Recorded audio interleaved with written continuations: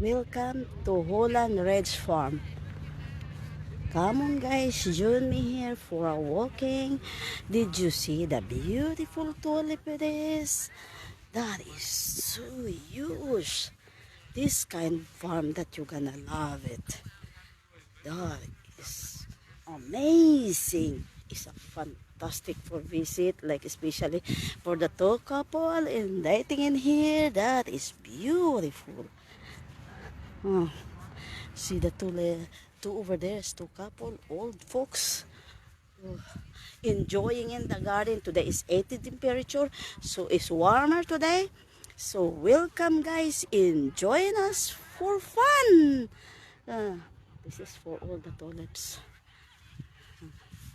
I love it. I want to see it. What is in there over there?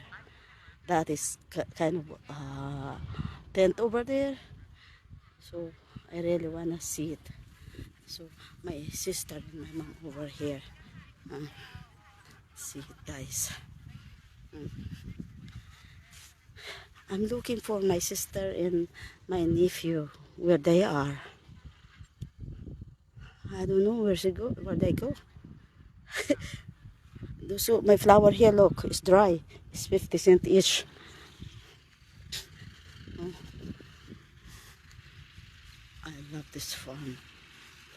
I wanna back here next year because this is the last day for this tulip to visit. And how many more days this is gone. Oh, wow. I think that it's very nice to purpose the weddings here. Get down in the knees and get the flowers from the garden and give it to the lady with a ring. That is beautiful.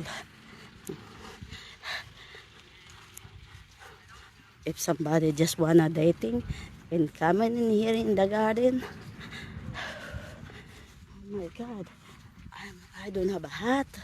My face is like burning from the sun. So hot. Gosh, I'm looking for my sister. I don't know where is everybody. So I'm alone here.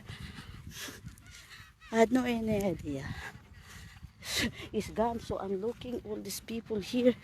I don't know where is everybody. That is warmer today. Where is everybody? I look everybody for my niece is oh, look, my mom and my sister over there.